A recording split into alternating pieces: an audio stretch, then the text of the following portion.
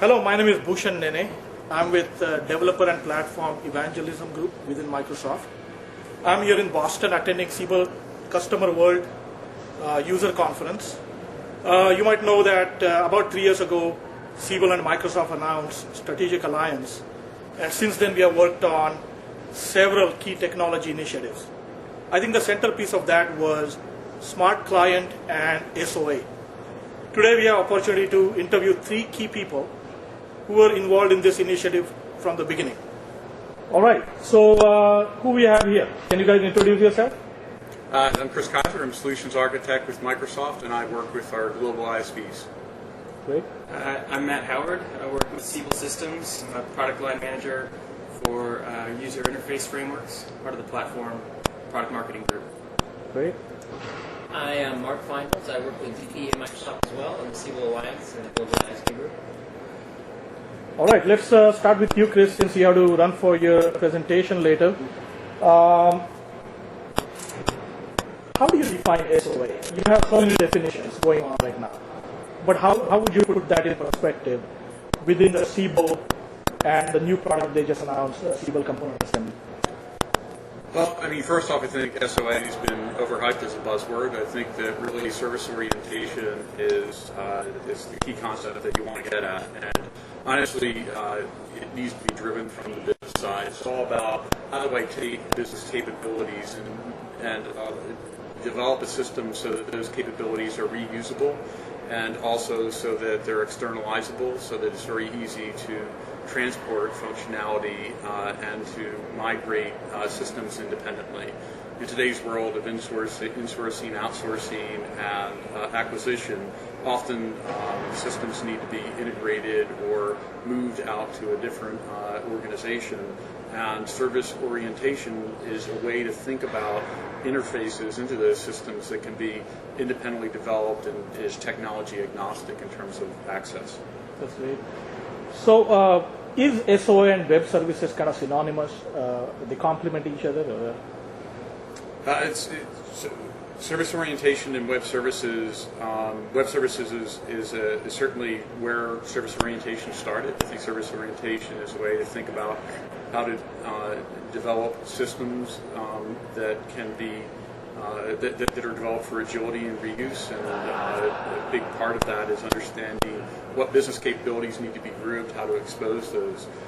Web services was really the first manifestation of how service orientation took hold, and I also believe that web services is a direction that service orientation will go from a standpoint of interoperability.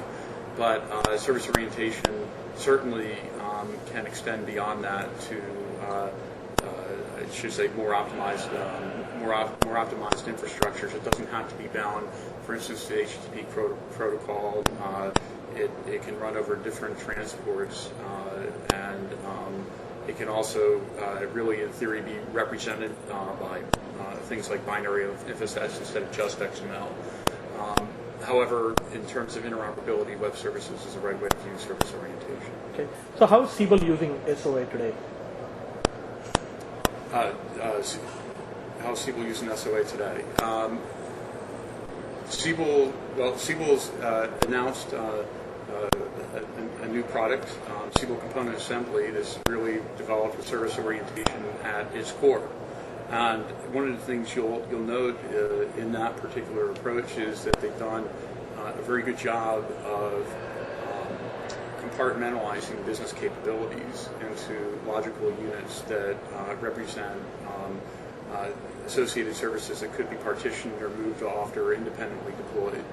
And from that viewpoint, I think that it's really looking at taking enterprise systems, which historically have been very difficult to integrate in a more stovepiping approach, and extending it beyond that into an approach that can really promote reuse and replaceability and flexibility and agility. Okay. Now, just based on your definition, it sounds like the server platform and tools would be very important when you start developing SOA architecture, service-oriented architecture. So can you talk a little bit about Microsoft platform and tools that we provide? Yes. And how Siebel is using it? Okay. Microsoft has been a leader in service orientation ever since really it first went mainstream. We launched in 2001, first offering with ASMX, as we affectionately call it, and web services on the Microsoft platform hosted under IIS. It's evolved quite a bit since then. We have excellent support for web services protocols around with our web services enhancements. We really track the standards that are still evolving, although they're solidifying in the WS Star initiative, and we've really been a technology leader in the area of service orientation. In addition to that, we have great new capabilities coming out in the next year around service orientation, both in terms of infrastructure with Windows Communication Foundation, previously known as affectionately as Indigo, and we believe that that's really going to differentiate us in the marketplace around it really differentiates in the marketplace with the platform for building service-oriented distributed applications easily, but still maintain very powerful composition and capabilities. In addition to that, Visual Studio is an excellent set of development tools. We are just releasing in 2005 a very a very significant update of that particular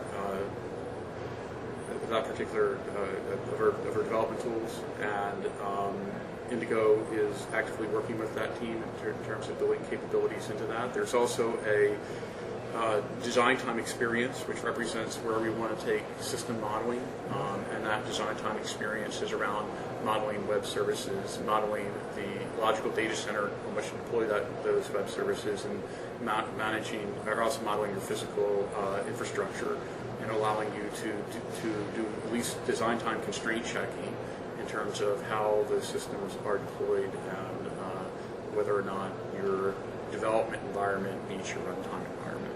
We just intend to continue to increase that support as we move forward. Okay. Like a year ago, I had experience working with BizTalk server, and typically, integration server like BizTalk comes into play when you want to connect systems like Siebel with SAP or Oracle or your backend database. Does SOA obsolete integration servers, or do they still have a role to play? Absolutely, they have a role to play. Integration servers really. BizTalk's a great example. It's going to be using Indigo technology. We'll certainly have interoperability using Indigo when Indigo ships on BizTalk. Additionally, and you'll see deeper and deeper integration as BizTalk moves forward as a product. Doesn't really service orientation doesn't really solve all the problems of integration. There's still manageability issues. There is business activity monitoring and complex mapping that needs to take place. That needs to take place somewhere. And certainly BizTalk server as an integration server will continue to have those features in a high scale and also be a high scale redundant host for integrating with other enterprises and internally. Okay. Just the other day, I know you have to go, so we'll wrap it up quickly, but I was reading up on this REST, R-E-S-T, and I'm not up on that particular technology, but it sounded to me that that's another initiative which competes with SOA, what Microsoft, Siebel, IBM, that group is doing. Can you put some light on that? We have a big tent. I don't think that there's anything wrong with REST. REST is a paradigm for sort of CRUD-based operations. That's a very simple way to approach service orientation. In fact, in our next product, Indigo, we're going to have support for REST. So there's nothing wrong with people going through incremental approaches to web services. Using REST and plain old XML is certainly a step in the right direction from our perspective. We think that people in the long run are going to want richer capabilities that we offer in our platform, but as a stepping stone, REST is an architectural paradigm and a approach to delivering services, I think, is perfectly appropriate. All right. Hey, Chris, thanks a lot. I know you have to go for your presentation on the SOA, and so good luck with that. And we'll continue with Matt and Mark. Great. Thank you. Thank you. Yeah. All right, Matt. So tell me, Siebel Customer World. What is it? Yeah, so Customer World is... Who are you? Introduce yourself. I did introduce myself. You I'll did do it not. again. I'm Matt Howard. I'm a product line manager for Siebel Systems, and I work in the architecture group, managing our user interface frameworks. And Customer World Yep. is an event that Siebel puts on. It's actually our first official Customer World. It's an event we're putting on really for two reasons. One is to, in general, raise awareness in our customer base and in our extended community around the importance of focusing your enterprise on your customers. And second of all, it's to basically showcase all the great solutions that we at Siebel and our partners have put together to help enterprises focus themselves on their customers. So in short, that's what Customer World is all about. Okay. Are we doing something special, Mark, for the Customer World? We at Microsoft. At Microsoft, yeah. Well, we're here at Customer World with Siebel, and we're doing a variety of talks, presenting our technologies, talking about smart clients and Windows Forms and workflow and service orientation with Siebel customers, and discussing out how we've worked with Siebel in the past couple, 3 years. All right. So I heard the announcement about your Siebel Component Assembly, and it's a long name. So can you put that in a little perspective? Sure. Yeah. So Siebel Component Assembly is a long name, but it's actually very descriptive. Okay. So it's good in that sense. Component Assembly is a new platform. It's a new product offering from Siebel that it's basically a new way for us to deliver our CRM technology, deliver our solutions to customers. It contrasts some from the Siebel 7 architecture, which are our packaged applications, and our hosted CRM on demand offering. And that what Siebel Component Assembly provides is components. And these components run natively on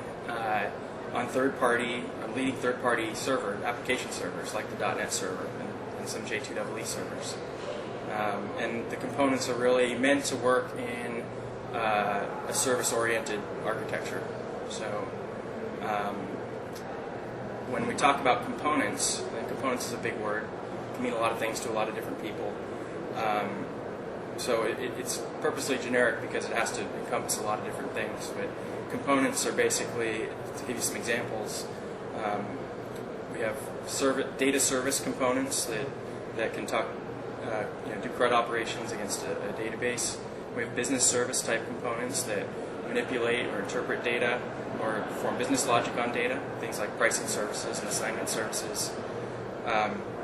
We have business process components, which are actually BEPL-based business process definitions that can run on BEPL-compliant business process engines. And we have user interface components that are built using that we configure and basically can be used in a Windows Forms application, or we also have what we call web components that can be run in a browser. So those are the types of components that you get with a Siebel Component Assembly offering. Yeah, in the morning I heard I attended your presentation with Mark on Smart Client and Siebel Component Assembly. So can you talk a little bit about how you're using Smart Client technology with SCA? Yeah. So we've touched on it a little bit. Basically, when we've built a framework using the Windows Forms technology that enables customers to rapidly assemble Windows Forms-based user interfaces for component assembly, or for actually composite applications, since component assembly can use components from third-party sources also. The Windows Forms Rich Client, as we call it, is one of the UI technologies that we offer on this platform. I know, Mark, you are very passionate about smart client. How will you define? Yeah, what's your definition, or what are the tenets of smart client application?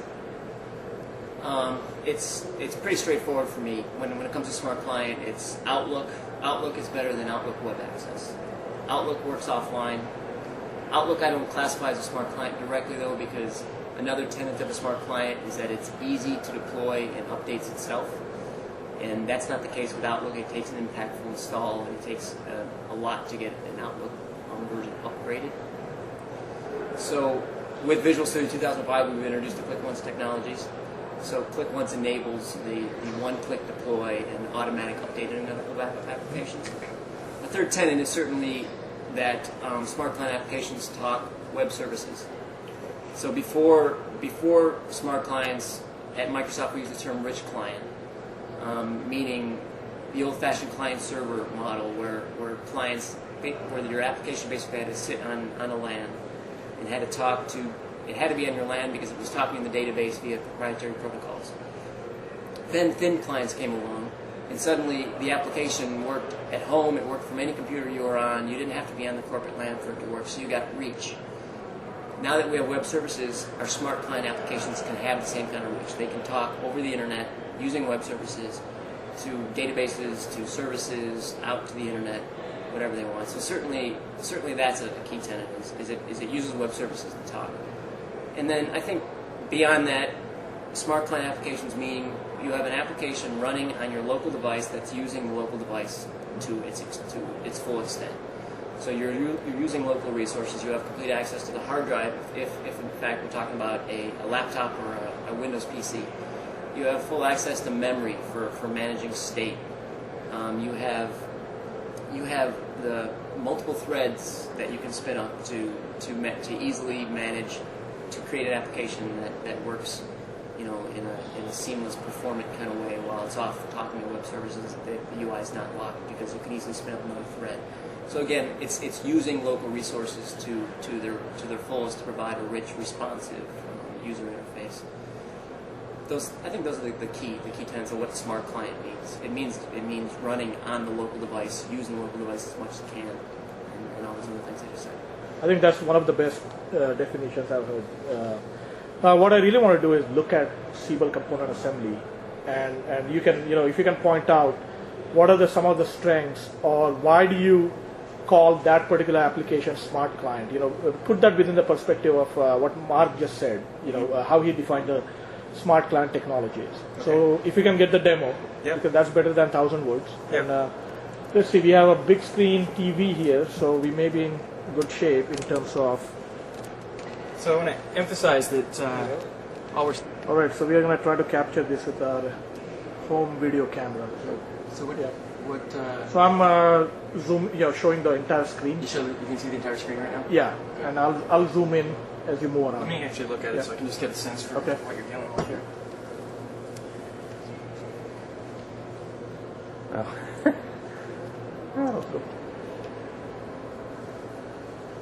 You're on. Okay. So what you see here on the screen is the Windows Forms rich client for Siebel component assembly. This is basically a user interface that we built. It's actually a framework that we built. The core of it is all Windows Forms technology. What we've done on top of the Windows Forms technology is, created a metadata-based framework for running these Windows Forms controls and doing all the data binding to the web services on the back end of the Siebel component assembly. I'm just going to walk you through some of the features here of the user interface itself and try to point out places where the Windows Forms, where we've benefited from Windows Forms smart client technology. So basically, you'll see up here right away that this looks like a pretty typical Microsoft desktop application with application menus, a toolbar. Our customers can customize all of this. They can create their own toolbars, just like they can when they're building their own Windows Forms application. And those are based on the new tool strip controls in Visual Studio 2005. Right here on the left is something we call an action pane. This is an expandable and collapsible pane, as we call it, for showing information whose relevance spans across the different application areas. So, for instance, there's a global search utility here. There's a pane here that shows a little page here that shows links to frequent tasks that a user might want to do. Down here is a little dockable dashboard. This shows the critical customer information for the critical information for the record that's currently got focus in the application. Okay, so right now there's a customer called Lydia Corbin for whom we're working a service request. We happen to be on the home page though. Right now, here you can see a bunch of what we at Siebel call applets. Applets are basically reusable control containers, and these applets show a bunch of data that a user would want to see as they enter into the application. One of the more interesting applets here is this inbox applet. One thing we've created at Siebel, this is a really powerful user interface tool, is what we call our task framework. A task is basically a wizard or a sequence of screens or pages that a user is led through in order to complete a business activity. And tasks can actually be saved as instances, so they can be, a user can save a task midway through, and then it will appear here in their inbox as a partially completed task. They can also be transferred to end users, between users, tasks can be transferred, and they can also be created and placed in the inbox by our business process engine. So the task is a very powerful concept that we've introduced. If we could just for a second, the list controls on this page, for example, the inbox grid, are all based on the new data grid view control in Windows Forms. Right. And under the covers, all of the data is showing up in this using the new binding source and new Windows Forms binding capabilities, parent-child binding, master detail, and that stuff. So I'm going to actually run through a little scenario here. I'm going to click over to service request and work on the. Click over here. This is what we call the service request activity center. Each tab up here across the top is what we call an activity center. I'm going to work the service request that I'm going to actually close the service request that Lydia Corbin had. You know what? Can we stop?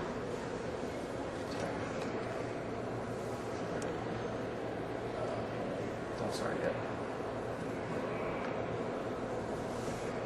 So what are you doing, Matt? Searching? Or Are we on? yeah. Okay. So we're going to close this service request. The customer's called in to tell us that the solution that we gave them has been successful. So I'm going to close the service request. The customer's name is Lydia Corbin. I'm going to search for all service requests that she's opened. And here's the service request that we're talking about. She's having a performance problem with her router.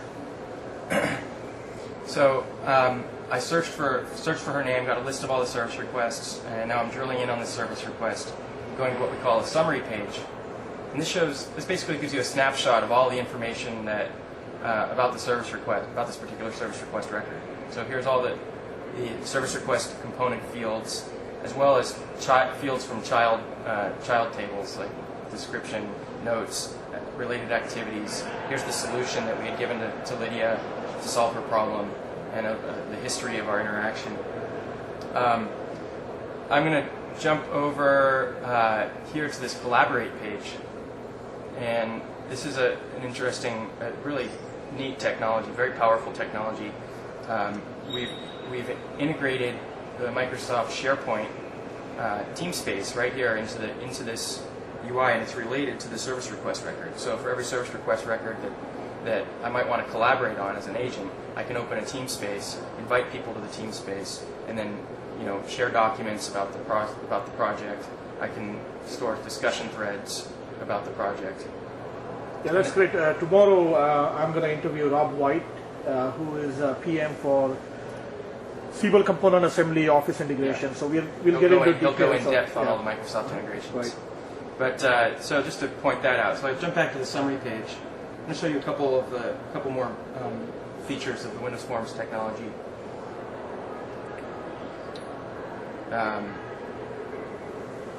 So for instance, here is we have right-click menus that are context sensitive. So depending on where I right-click, I get a different list of actions I can perform.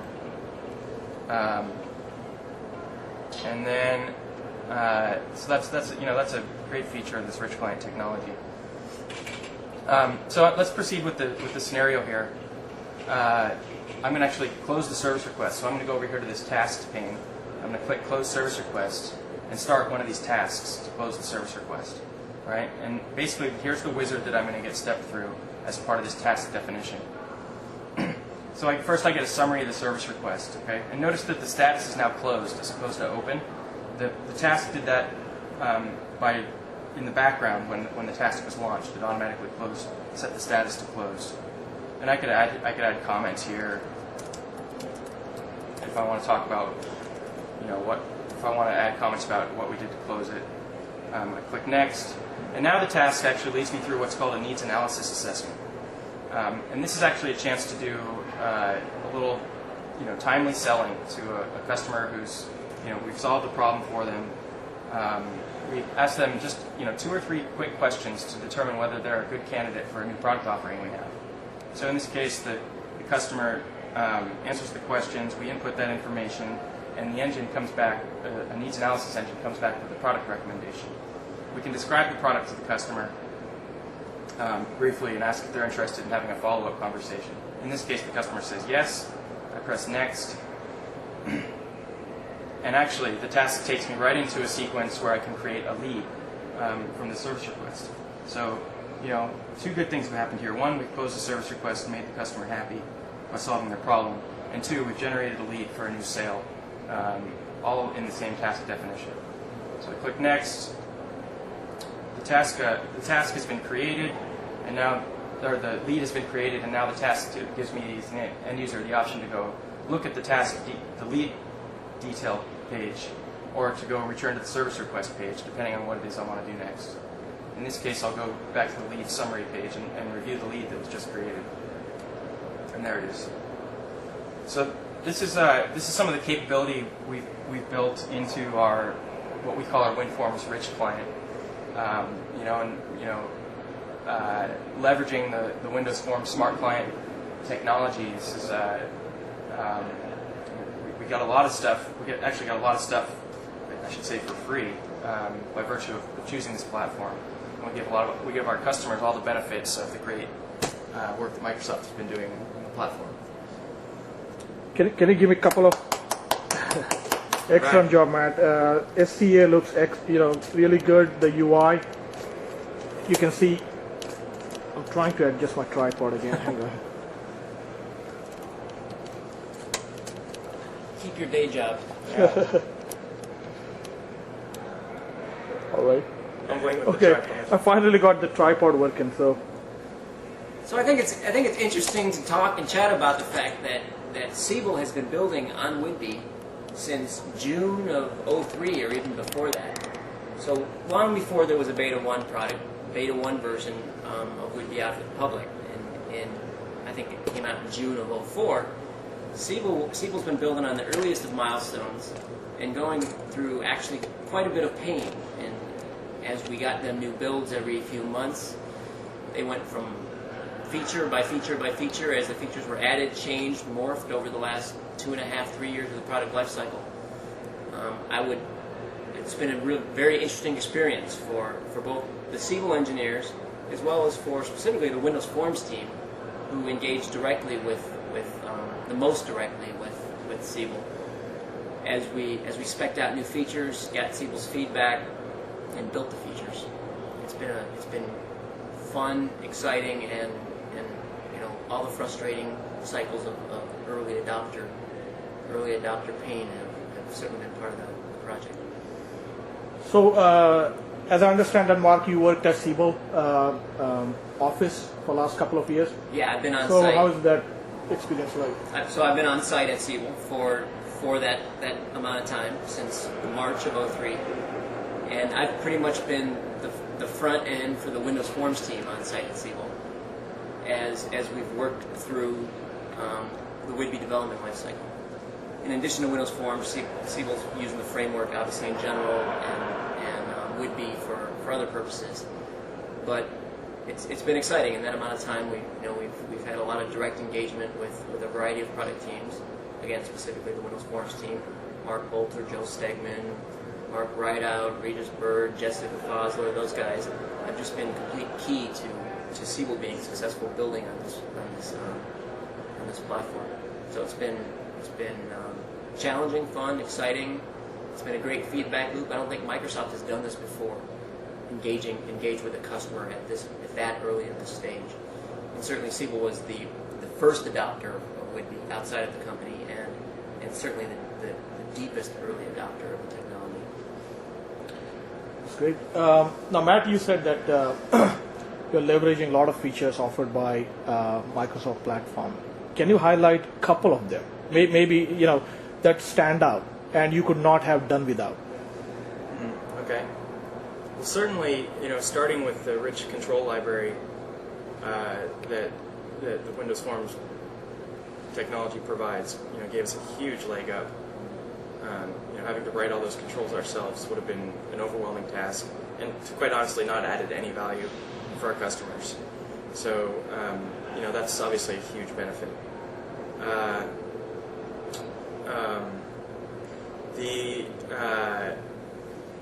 The other thing. I jump in with Click Once. Yeah. Oh, thank you. Click Once was an early dependency of a reason that we went with Whitby instead of Visual Studio 1.1 and .NET 1.1 was because of what Click Once brought to the table for us, as well as like Matt was just saying, all the new controls and the layout controls, the table controls, the splitter panes, the new toolbars, the new tool strips, the new data grid view, etc. Yeah. Have you extended any functionality of these controls? Or yeah, we have actually. So we've added some of our own capabilities, for instance, to the grid control. We've actually created some composite controls out of some atomic controls provided by Microsoft. So grouping two controls together as one control.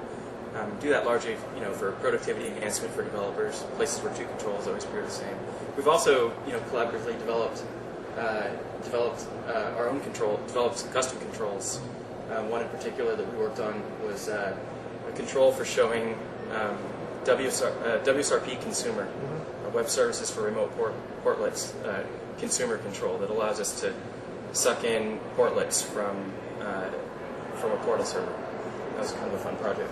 Another was a presence control. So before the recent Microsoft Presence toolkit that we just released was out, long before that, we built a custom label that talks under the covers to the using the RTC API in Windows XP and provides the presence pawn that you get in SharePoint and other Microsoft technologies.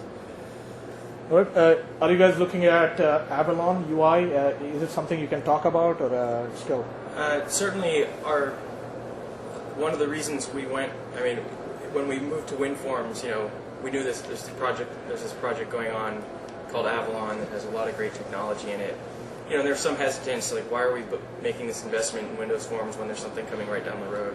And really, we were comforted by Microsoft that there'd be an easy migration path forward when Avalon is mature and ready for us.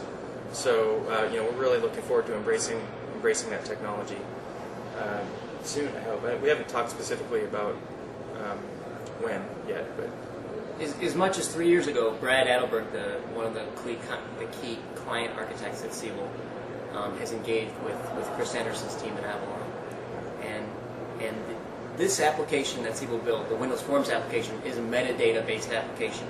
So their workbench environment, their tooling environment, spits out metadata, and they wrote a rendering engine at runtime that translates that metadata into a running Windows Forms application, which is obviously comparable to the underlying underpinnings of how XAML works in Avalon. So the metadata, Siebel's metadata and Avalon at their earliest of stages were lined up so that they're similar and they work together, and one will lead to the other very easily. So Avalon is definitely in the future. All right, I think we are almost out of time. This is just a great example of how two companies, when they work together, can produce such a excellent, good-looking software. Looking at the SCA UI, I'm very impressed, and I thank you for your time.